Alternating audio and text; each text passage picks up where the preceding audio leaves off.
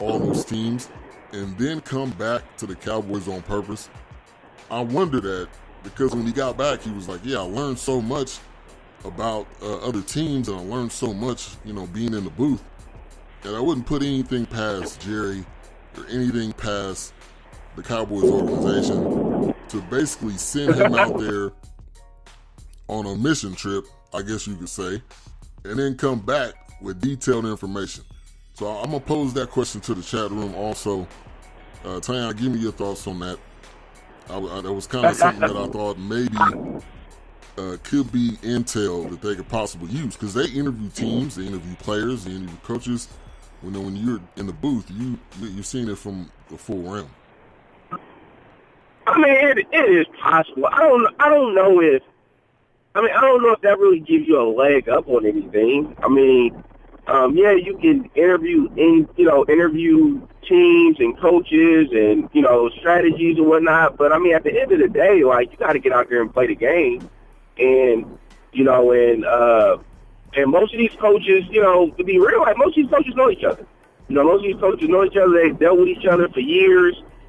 They played against each other for years. They came up in the ranks together. So your schemes, your strategies, coaches' schemes and strategies, just like player tendencies, and things like that. Maybe, I think that it probably was useful for him to kind of like sit back and just watch the game, from being a player for so many years to now just like being a broadcaster, talking about the game, etc. Sort of like Tony Romo. I listen to Tony Romo talk about it, and it's like Tony Romo called the game, and you be like, yo, he called that play before it even happened, right? And it's like, maybe Wynn got an opportunity to see that, and that's get a better perspective of the game, and also I felt like, him having a year off gave his body a chance to heal, man. Wynn has been dealt with a lot of injuries, Major injuries too. Yeah, so I think that, for me, I think the year off to let his body heal was probably more important than him sitting in the booth and, like, learning strategies or whatnot. I think your coaches do that for you for the most part. And, Wynn ain't never going to be on the defensive side. Like, he can't call he's not going to be talking to the quarterback telling him tendencies of the wide receiver, per se. Like, that typically doesn't happen. So, and I don't see that happening now. But I do think that it gives you a different perspective of the game, being able to sit back and watch it from the booth in comparison to being on the field. Yeah. And I think with Witten, when that news came out too, I was like, this can't be true. I mean, I had to check all 4 of my sources.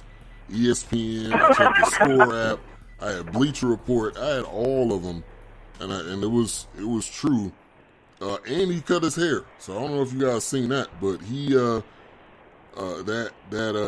toupee or that rug or whatever he had that was specially made and cut to the size of his head. When he came back, you see he got all that cut off, but that was funny. Shout out to Jelani in the building. He says Witten of the Wait a Minute show. He says Witten will not be the factor in that offense. He will be a leader in the locker room and on the field. You're right about that. So that also kind of proves my point that maybe I don't see him being. They said he's going to get like 20 snaps a game. Whatever he gets is going to be too much. Okay, I don't care how many snaps he gets. Whatever he gets is going to be too many snaps because he cannot be the guy that you need to be getting the ball to every single play. You got young players on this team. You should draft a tight end. You should be getting him the ball and not Witten. But I think Witten may be a little bit of a security blanket because that's what he's been for every quarterback that he's played with.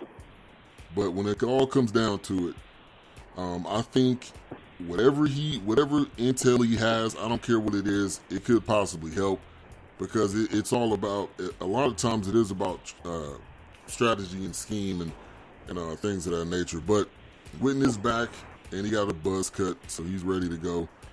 I don't know. And we need to get this DeMarcus Lawrence done, this deal done as soon as possible. Been talking about that for a couple of weeks. He's holding off on his surgery, so we want to see that happening. But let's Also, on another Cowboys note, I didn't send you this, Tyon, in the pre-show, but Michael Irvin announces that his test results came back. He is cancer-free. That is, I think, great news. Obviously, if you go somewhere and you're getting a test to see if you possibly have cancer, and it comes back that you don't have it, that is a hallelujah right there. And the other part of this story too is that his dad actually passed at the same age or a little bit older. So imagine how shook you are if you're sitting in the doctor's office and they're like, yeah, we're going to run this test. And oh, by the way, remember your dad died around the same age from the same type of cancer. So I'm glad that he's back healthy. I met Michael Irvin a couple of times. He's real. Just how he is on TV is how he is in real life. The dude will talk forever. And half the time you don't even know what he's talking about. But big ups that he's cancer free.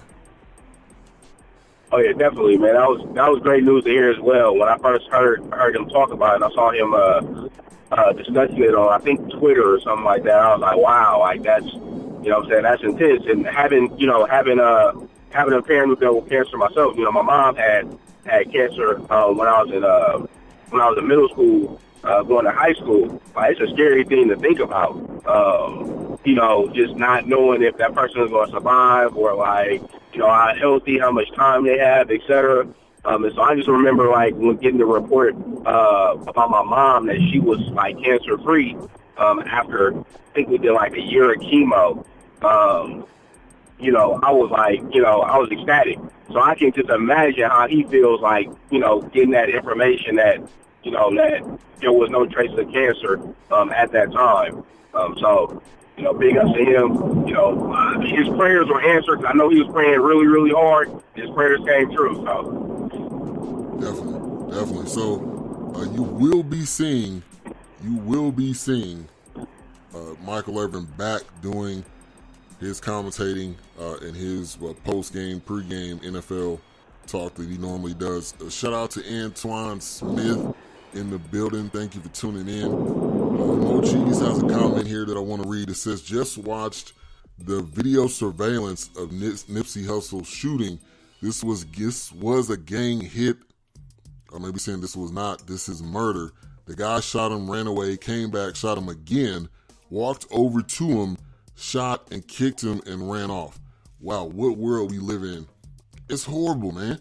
To do that to another human being is horrible. I don't care what it is. To do that to another human being, like playing God and deciding who you want to decide will get murdered or killed. That is, we live in a horrible world right now. Just we can all be straight up honest about that, and we can all probably agree. But yeah, I did watch that surveillance video. That was hard to watch because you literally just seen someone get murdered, and hopefully whatever that video that they have, hopefully that's going to help to find whoever this was. But what were you going to say? No, I can't watch it. I'm not. I just hey man, that's terrible. Yeah. Shout out to the greatest in the building. Tuned into the weekend wrap-up show. Coming up next after this show, we got the greatest coming on with the slow jams like he does. He does it best. So make sure you guys tune in after this show's over. Let's talk some NBA here. James Harden again putting up 50. James Harden now has, let me go and find the exact stat. I believe he has, I would say 11 or 12 at this point of 50-point games. But he's been racking it up. 1, 2, 3, 4, 5, 6, 7, 8, 9.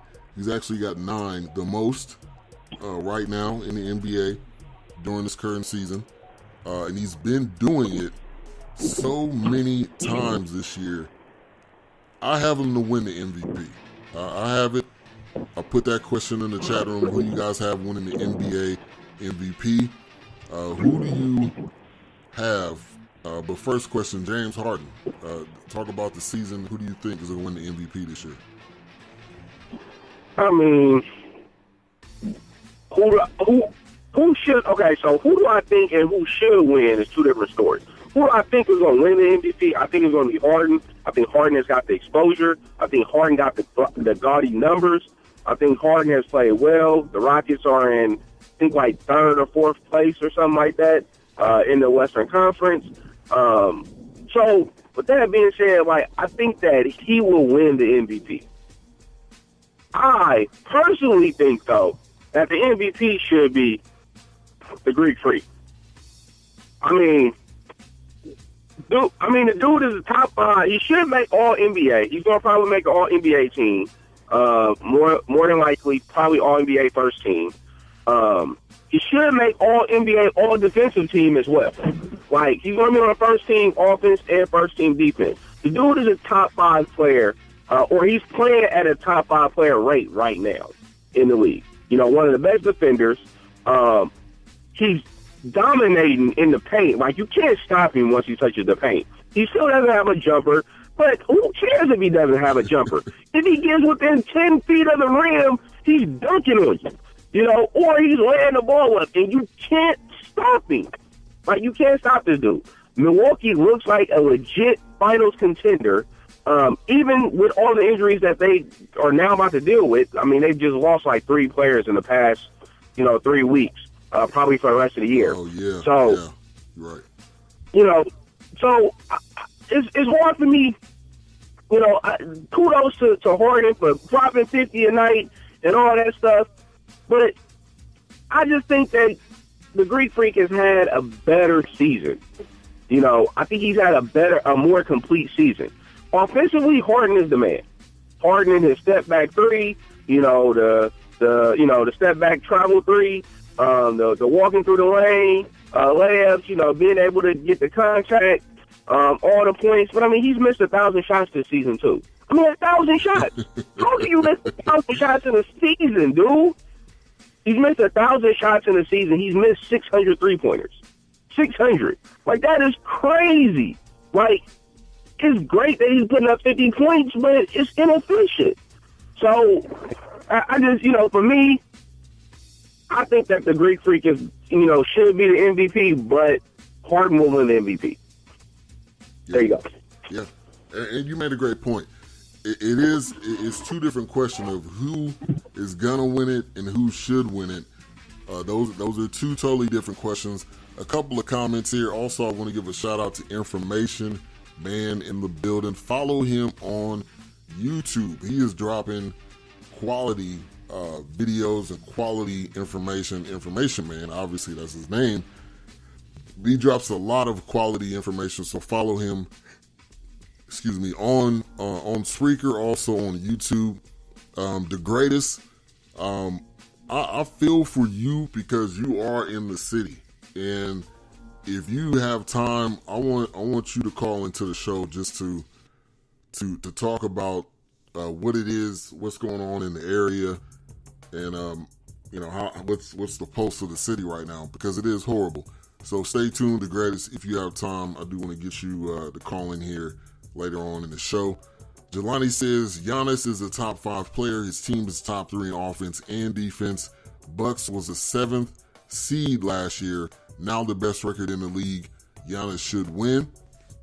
Excellent points, but it comes down to the stats. Every single award that's MVP related is about stats. It's not about, it really is not even about how valuable you are to the team.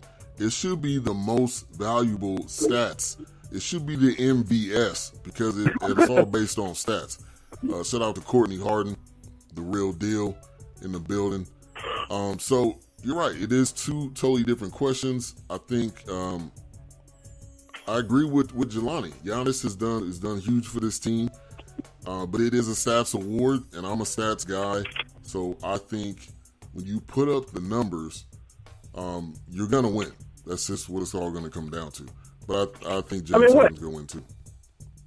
Yeah, Giannis is averaging like 27 and 12 or something like that. Yeah.